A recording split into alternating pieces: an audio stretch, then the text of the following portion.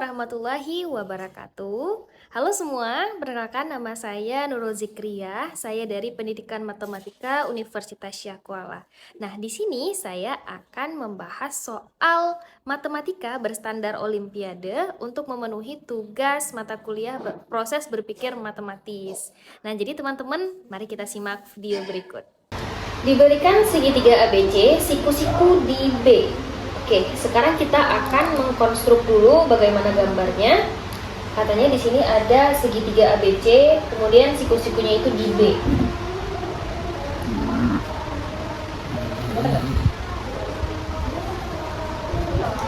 Ini siku-sikunya di B, berarti di sini A, di sini C. Titik D dan E berturut-turut berada pada AC dan BC. Katanya di sini titik D dan E itu berturut-turut ada di AC dan BC. Sehingga ED sejajar AB. Berarti karena tadi D-nya itu di AC, dan misalkan D-nya itu di sini D. Kemudian E-nya itu di BC, E-nya itu di BC, dan ada ketentuan ED-nya itu sejajar dengan AB. Di sini nanti kalau kita mau buat yang sejajar dengan AB, E-nya pasti di sini. Ini dia garis DE. Nah, oke, sebelumnya karena tadi harusnya D itu siku-siku, jadi di sini kita buat siku-siku. Nah, kemudian garis AG membagi DE di F. Garis AG, G-nya belum ada. Katanya membagi DE di F. Kalau membagi pasti dia membagi 2 itu sama panjang. Di sini sama panjangnya. Ini berarti si F. Nah, kemudian dengan G itu titik pada BC. G itu titik pada BC.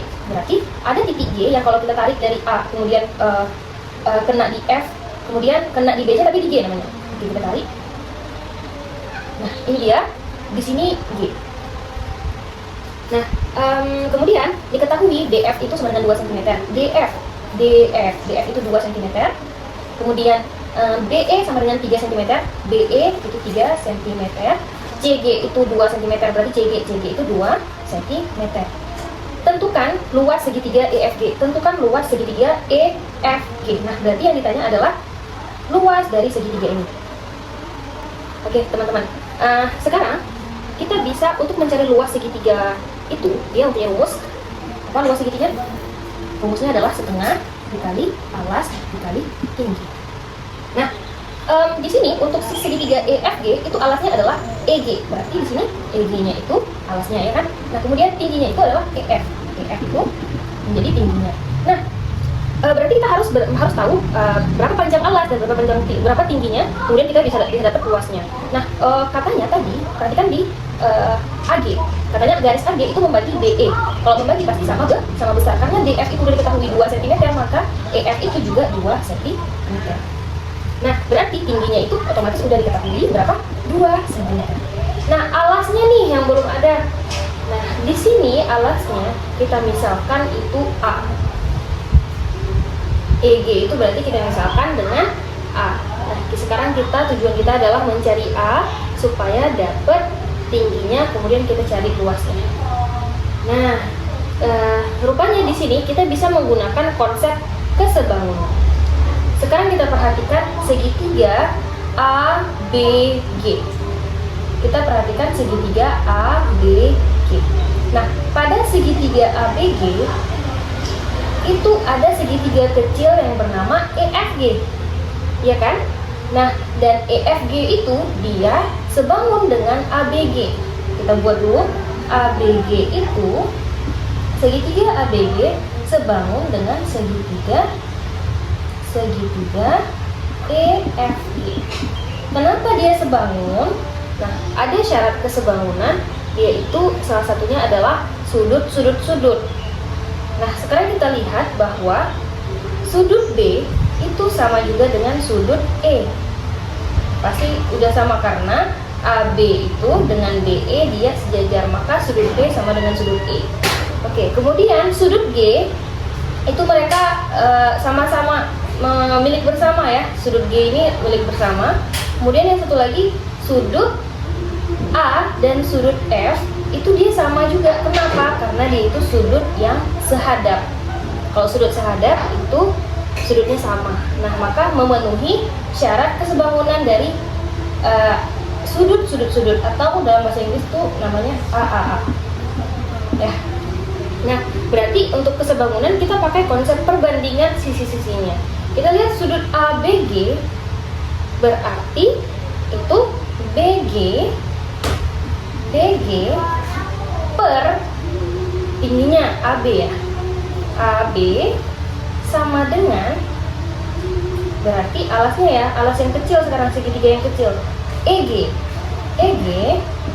per tinggi yang kecil EF. Nah, sekarang kita lihat dulu si AB ini kan belum ada juga angkanya ini belum ada, belum diketahui. Jadi kita misalkan dulu si AB ini menjadi X aja deh. Kita misalkan dia menjadi X. Oke, sekarang kita masukkan nilai-nilainya.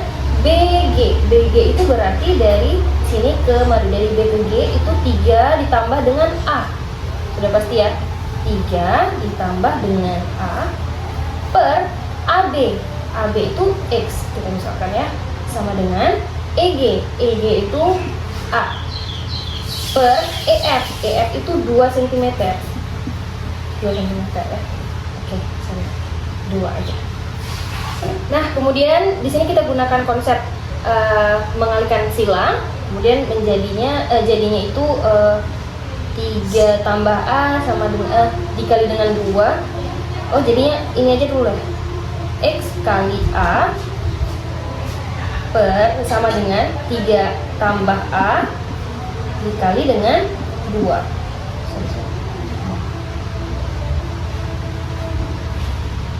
Nah, kemudian kita kalikan dulu. X kali A sama dengan 2 kali 3, 6. 2 kali A itu 2A. Nah, kemudian kita jadiin ini sebelah sini X sama dengan aja ya. X sama dengan 6 tambah 2A per A. Oke. Nah, kita ulang lagi ya. Kita buat X sama dengan 6 ditambah 2A per A. Nah, kita tujuannya itu adalah mencari A. Untuk mencari A, ini kan A-nya belum ada nilai nih ya, belum memenuhi ya. Yaudah, kita jadikan ini menjadi persamaan 1. Nah, kemudian untuk dapat nilai A, kita bisa menggunakan konsep kesebangunan dari segitiga yang lain. Kita perhatikan lagi dari segitiga ini. Tadi kita udah pakai kesebangunan yang di segitiga ABG ya. Ada 2 segitiga yang sebangun. Nah, sekarang kita perhatikan segitiga yang gede, ABC.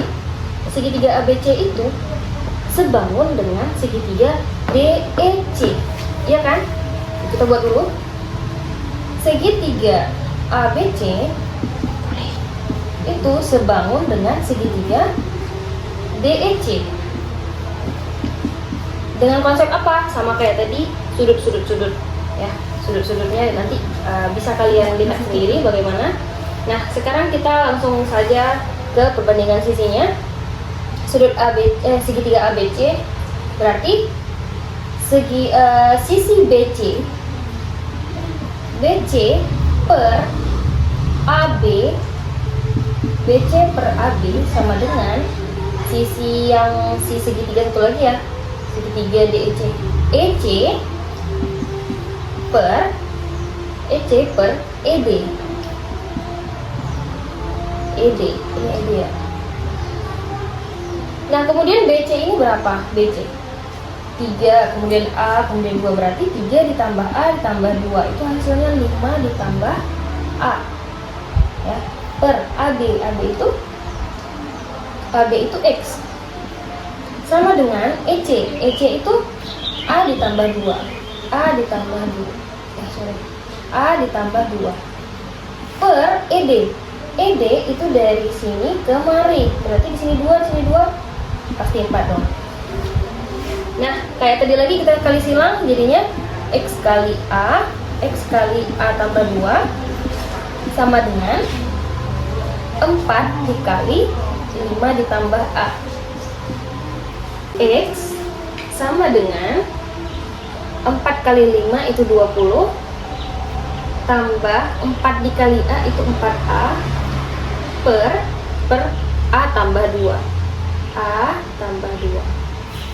Nah, ini kembali lagi menjadi persamaan ya. Kita misalkan ini persamaan 2. Ingat lagi, apa tujuan kita? Tujuan kita adalah mencari luas. Karena tadi alasnya belum ada, maka kita harus cari A. Ya. Sekarang teman-teman lihat, persamaan 1 dengan persamaan 2 itu mereka sebenarnya sama. Kenapa? Mereka sama-sama X. X sama dengan. Mereka sama, maka kita samakan juga mereka. Jadinya persamaan 1 sama dengan persamaan 2 karena sama-sama X ya. Nah, maka kita masukkan 6 ditambah 2A per A sama dengan 20 ditambah 4A per A tambah 2. Kita kali silang lagi, jadinya 20 A kali 20 tambah 4A ya, 20A tambah 4A kuadrat, 4A kuadrat sama dengan 6 tambah 2A dikali dengan A tambah 2. Itu jadinya 20A tambah 4A kuadrat sama dengan 6 kali A 6A, 6 kali 2 12, 2A kali A 2A kuadrat, 2A kali 2 4A.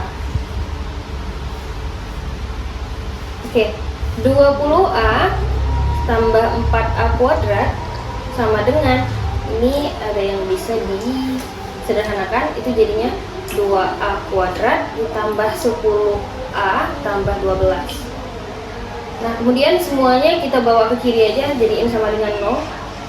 Kemudian jadinya 4A kuadrat kurang 2A kuadrat